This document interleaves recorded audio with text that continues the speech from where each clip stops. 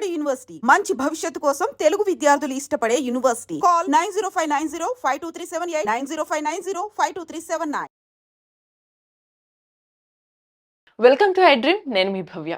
ఇప్పుడు మన ముందు డాక్టర్ బాలకిషన్ ఆయుర్వేదిక్ డిపార్ట్మెంట్లో చాలా ఎక్స్పర్ట్ అనమాట. సార్ని అడిగి మన హెల్త్కి సంబంధించి డీటెయిల్స్ తెలుసుకుందాం. నమస్తే సార్, ఎలా ఉన్నారు? మీరు ఎలా ఉన్నారు? నేను బాగున్నాను సార్. మీకు మరి మీ ఛానల్ వారందరికీ నా యొక్క హృదయపూర్వక నమస్సుమాంజలు. Thank you sir. సార్, ఈ కడుపు ఉబ్బరం అనేది చిన్న వాళ్ళ నుంచి పెద్దవాళ్ళందరికీ కూడా ఒక సమస్య ఈ మధ్య కాలంలో చూసుకుంటే. ఎందుకంటే లైఫ్ స్టైల్ మారిన విషయం తెలిసిందే, ఫుడ్ తీసుకునే విధానం మారింది, టైమింగ్ మారింది, ఇవన్నీ మారటం వల్ల కడుపు ఉబ్బరం అనేది పెరిగిపోతుంది. సో అది కాస్త విపరీతమైన అల్సర్గా మారే ఛాన్స్ ఏమన్నా ఉంటుందా? మరి దానికి తగ్గటానికి ఆయుర్వేదిక్లో ఎటువంటి ట్రీట్మెంట్ తీసుకోవచ్చు అంటారు? కడుపు ఉబ్బరం సమస్యనే వైద్య పరిభాషలో గ్యాస్ ట్రబుల్ అని చెప్పేస్తారు. గ్యాస్ ట్రబుల్ అని ప్రతి వాళ్ళకి తెలుసు, అందరికీ నాకు గ్యాస్ ఉంది అని చెప్పేసి అంటూ ఉంటారు. ప్రతి వ్యక్తి అంటుంటారు. మేము చేస్తున్నటువంటి ఎగ్జామినేషన్లో ఒక 20 మందికి ఎగ్జామినేషన్ చేసినట్లయితే అందరూ నాకు గ్యాస్ ప్రాబ్లం ఉంది, ఎసిడిటీ ఉంది, గ్యాస్ ఉంది, ఎసిడిటీ ఉంది అని చెప్తూ ఉంటారు. కానీ 20 మందిని మేము ఎగ్జామినేషన్ చేసినట్లయితే ఒకరికి లేదా ఇద్దరికి మాత్రమే ఒరిజినల్గా గ్యాస్ ప్రాబ్లం ఉంటుంది. మిగతా వాళ్ళు ఎవరికి గ్యాస్ ప్రాబ్లం ఉంటుంది అని అపోహపడతారు. అంతే, ఉందేమో అని అపోహపడేసి రకరకాల మాత్రలు వాడేస్తుంటారు. వాళ్ళు లేకపోయినప్పటికీ ఏదో గోలి మింగేస్తుంది. తినే ముందు ఏదో ఒకటి వాళ్ళంతట వాళ్ళే సొంతంగా గ్యాస్ టాబ్లెట్ వేసేసుకోవడం వేసుకోకూడదు అనమాట. కానీ సార్, మరి అంటే ఎలా మనం వ్యత్యాసాన్ని ఎలా చూడొచ్చు అంటారు? అంటే నిజంగానే గ్యాస్ ఎలా ఉందని ఎలా తెలుస్తుంది? లేకపోతే ఉబ్బరంగా అనిపిస్తే అది ఖచ్చితంగా గ్యాస్ అని అనుకుంటారు, నిజమా కాదా ఎలా తెలుసుకోవచ్చు? ఇక్కడ గ్యాస్ ప్రాబ్లం అంటే 2 పరిభాషలు ఉన్నాయి. ఇక్కడ ఒకటి గ్యాసెస్ అంటే అపాన వాయువులు వెళ్ళిపోవడం అనమాట. అపాన వాయువులు ఇప్పుడు ఏదైతే మనకి బైక్ ఉంది లేదా ఒక జీప్ కార్ ఉంది, పైనుండి మనం ఫ్యూయల్ వేస్తూ ఉంటాం.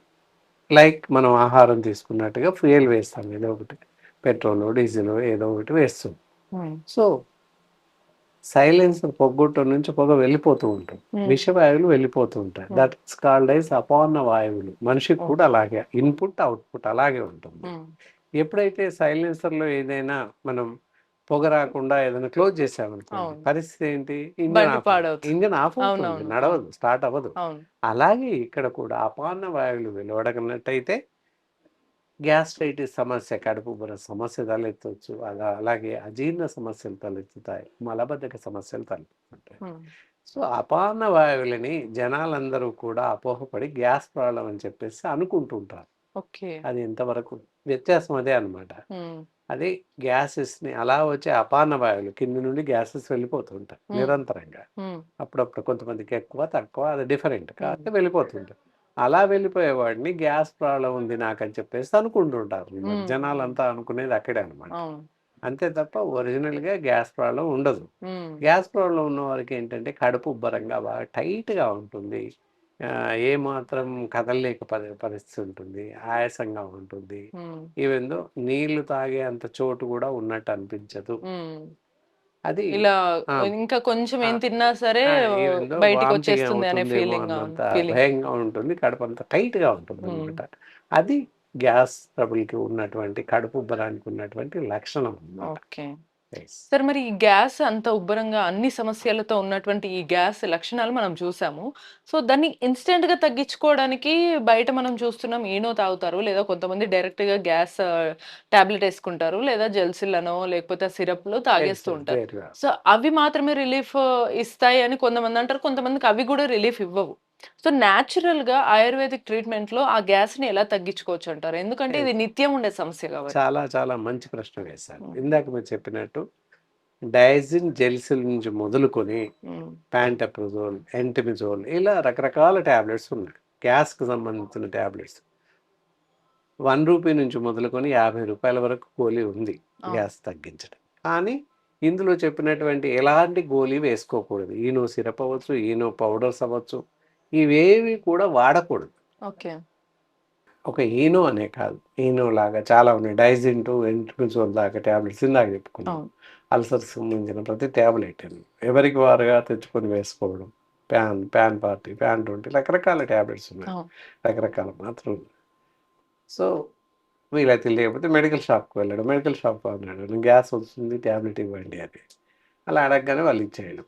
ఇలా రకరకాల ట్యాబ్లెట్స్ ఇందాక చెప్పినటువంటి ఈనో లాంటి పౌడర్స్ కానీ తాగుతూ ఉంటారు. లేదా సిరప్స్ తాగుతూ ఉంటారు, యాంటాసిడ్ సిరప్స్. ఇలా ఏ మందు వేసుకున్నా, ఏ గోళీ వేసుకున్నా, ఏ పౌడర్ తాగినా కూడా అత్యంత ప్రమాదకారి అనమాట. ఎలాంటి ప్రమాదం సంభవిస్తుంది అంటే ఎముకలన్నీ గుల్లబారిపోతాయి, ఎముకలు మెత్తబడిపోతుంటాయి, కండరాలు మసిల్ టిష్యూస్ అన్నీ కూడా వీక్ అవుతుంటాయి. That is a major problem అనమాట. ఓకే. సో అందుకే ఇవి వాడకూడదు అంటారు. సార్ మరి యాక్చువల్గా అసలు మనము వీటికి ఆయుర్వేదిక్ న్యాచురల్ ట్రీట్మెంట్ కన్నా ముందు తెలుసుకోవాల్సింది అసలు ఏవి తినొచ్చు ఏవి తినకూడదు. ఇలా ఊరికే నిత్యం గ్యాస్తో ఇబ్బంది పడే వాళ్ళందరూ ఎటువంటి ఆహారం తీసుకోవచ్చు, ఏవి తీసుకోవద్దు? ఎస్, ఇక్కడ మనం తీసుకోకూడని ఆహారం చూద్దాం. తీసుకున్నట్టయితే లివింగ్ ఆఫ్ డైట్ తీసుకోవచ్చు. ఎలాంటి ఆహారం తీసుకోకూడదు? డీప్ ఫ్రైస్ ఉంటాయి, అవి పూర్తిగా మానేయాలి. అలాగే junk foods, bakery items, fast food సెంటర్లో లభించేటటువంటి noodles, all types of fried rice ఇలాంటివి తినకూడదు. బేకరీలో లభించేటటువంటి బిస్కెట్స్, కేక్స్, బర్గర్స్, పిజ్జాస్ రకరకాలు ఉన్నాయి, అవేవి తినకూడదు. ఎందుకంటే ఆర్టిఫిషియల్ సాల్ట్స్, ఆర్టిఫిషియల్ షుగర్స్ ఉంటాయి, ఆర్టిఫిషియల్ ప్రిజర్వేటివ్స్ ఉంటాయి మరీ ముఖ్యంగా. సో అందువల్ల అలాంటివి తినకూడదు. ఈస్ట్ ఉంటుంది మరీ ముఖ్యంగా, అంటే దానివల్ల ఆహారం చెడిపోవడానికి ఎక్కువ కారణాలు ఈస్ట్. సో 3rd, 4th డేకి చెడిపోతూ ఉంటుంది.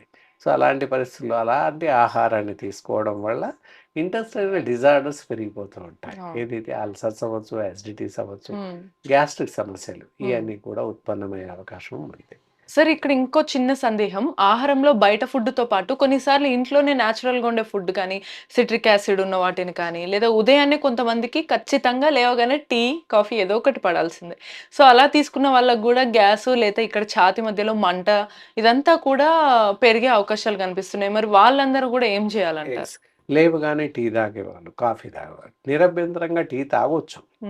కానీ ఎలా అంటే టీ పెట్టుకొని చల్లబడ్డాక గోరువెచ్చగా కొంచెం వేడి ఉన్నప్పుడు వామ్ టీ తాగండి. వేడి కాకుండా చల్లటి టీ, కాఫీ, కోల్డ్ కాఫీ తాగొచ్చు. మామూలు కాఫీ కాకుండా కోల్డ్ కాఫీ కలిపి పెట్టేసుకొని చల్లబడ్డాక తాగేయచ్చు. సో అలా తాగినట్టయితే గొంతులో మంట, కడుపులో మంట రాదు. ఎస్, అది. తర్వాత టీ ద్వారానే కడుపులో మంట, ఛాతిలో మంట తగ్గించుకోవచ్చు టీతోనే. ఎలా అంటే ఇప్పుడు మామూలుగా టీ తీసుకుంటాం, టీ పౌడర్, టీ పెట్టేసి పాలు, టీ పౌడర్ అవన్నీ వేసేస్తాం, వాటర్ వేస్తాం, అందులో ఒక పావు టీ స్పూన్ వరకు బ్లాక్ పెప్పర్ పౌడర్ వేసేయాలి. వేసేసినట్టయితే కడుపు ఉబ్బరం కానీ, గొంతులో మంట కానీ అన్నీ తగ్గిపోతాయి. ఎలాంటి సమస్య ఉండదు. టీ అలాగే తాగేస్తాం, అందులో కాస్త పెప్పర్ పౌడర్ యాడ్ చేసినట్లయితే దెర్ ఆర్ నో రిస్ట్రిక్షన్స్. కడుపు ఉబ్బరం కానీ, గ్యాస్ట్రిక్ సమస్యలు ఉత్పన్నం కాకుండా ఉంటుంది. ఓకే సార్, కానీ పులుపు పదార్థాలు తిన్నప్పుడు కూడా కొంచెం గ్యాస్ట్రిక్ సమస్య కానీ లేకపోతే ఛాతిలో మంట కూడా పెరుగుతుంది కదా, మరి వాళ్ళు ఏం చేయాలంటే? అలాంటి వారు ఏంటంటే ఏదైనా మంట అలాంటివి ఉన్న వాళ్ళు ఏంటంటే వాళ్ళకి మజ్జిగ ఉంటుంది కదా, చిలికినటువంటి మజ్జిగ ఒకటే నీళ్ళేసి స్పూన్తో కలపడం కాకుండా ఒక అరకప్పు మజ్జిగ పూర్తిగా పాల లెక్క తయారవ్వాలి. ఎలాంటి క్లాట్స్ అవి లేకుండా చాలా జాగ్రత్తగా బాగా తయారు చేయాలి. అలాంటి అరకప్పు మజ్జిగలో అంటే 1:3 డైల్యూషన్స్ ఆ విధంగా చిలికిన మజ్జిగ అరకప్పు తీసుకొని ఒక పావు teaspoon black pepper powder వేసి కలిపి తాగినట్లయితే మంట తగ్గిపోతుంది. విత్ ఇన్ మినిట్స్, గంటలు కూడా అక్కడ విత్ ఇన్ మినిట్స్లో మంట తగ్గిపోతుంది. సో అలా 1-2 డేస్ వాడినట్లయితే పూర్తి స్థాయిలో తగ్గిపోతుంది. సరే, ఇప్పుడు ఇవన్నీ మనము ఆహార పదార్థాల ప్రకారం చూసాం. ఆయుర్వేదిక్లో ఈ గ్యాస్ట్రిక్ సమస్యకి ట్రీట్మెంట్ ఏం తీసుకుంటే బాగుంటుందంటారు? ఆయుర్వేద వైద్యంలో వచ్చేసి అద్భుతమైనటువంటి వైద్య చికిత్సా పద్ధతులు ఉన్నాయి. అంటే దానికి కాను గ్యాస్ అండ్ ట్యాబ్లెట్స్ అని, డైజెక్స్ ట్యాబ్లెట్స్ అని, అగ్నితుండి వంటి ట్యాబ్లెట్స్, ఇలా రకరకాలుగా చాలా రకాల ట్యాబ్లెట్స్ ఉన్నాయి. అలాగే కుమారి అసవ, ఇలా కొన్ని ఉన్నాయి. ఏదైతే మనం పేషెంట్ వాళ్ళ యొక్క శరీర పరిస్థితి, నాడీ పరీక్ష చేసి వాళ్ళ శరీర తత్వాన్ని బట్టి వాళ్ళకి ఏ మందు సూట్ అవుతుంది, ఏ మందు సరిపోతుంది అనేది చూసి ఇవ్వడం జరుగుతుంది. మొత్తం పైన కడుపు ఉబ్బరం కానీ, కడుపు టైట్నెస్ అవ్వడం కానీ, గ్యాస్ట్రిక్ సమస్యలు ఉన్న వాళ్ళకి తప్పకుండా తగ్గడానికి మంచి మెడిసిన్స్ ఉన్నాయి. ఈ మందులు వాడి పూర్తిగా తగ్గించుకునే అవకాశం ఉంది. ఓకే. సో, మొత్తంగా మనం ఆహారం పరంగా ఎటువంటి జాగ్రత్తలు తీసుకోవాలి చెప్పారు. దాంతో పాటు అప్పటికి సమస్య తీరట్లేదు, వస్తే ఏం చేయాలి అనుకున్న వాళ్ళకి ఆయుర్వేదిక్ ట్రీట్మెంట్‌లో మంచి మెడిసిన్స్ కూడా ఉన్నాయనైతే సార్ చెప్పారు. మరి ఇటువంటి మరిన్ని ఇన్ఫర్మేషన్స్ కోసం keep watching I dream. Sir, one life lesson what medicine has taught you. whatever you can do without expecting. But I really believe మన పాజిటివ్ యాటిట్యూడ్ ఉంటేనే మనం ఏదైనా సాధించగలం. గట్ని మనం కరెక్ట్ గా డీల్ చేసినట్లయితే అది మనకి పాజిటివ్ హార్మోన్స్ ని రిలీజ్ చేస్తుంది. షుగర్ వచ్చిన వాళ్ళ పరిస్థితి ఏంటి? పొట్ట దగ్గర పెరిగితే దాన్ని ఆండ్రాయిడ్ అంటారు, ఆండ్రాయిడ్ ఫోన్ కదా. అసలు థాట్స్ ఎందుకు వస్తాయి? బ్రెయిన్ డెడ్ అంటే దానికి ప్రపంచం అంతా కూడా కొన్ని నిర్దిష్టమైనటువంటి లక్షణాలు ఉంటాయి. మానసికంగా ధైర్యంగా ఉంటే క్యాన్సర్ జయించవచ్చు. You are a doctor for a cause sir, అంతే. వాళ్ళకి వచ్చిన ఆదాయం కాకుండా ఫ్రీ సర్వీస్ ఎంతమందికో చేస్తుంది.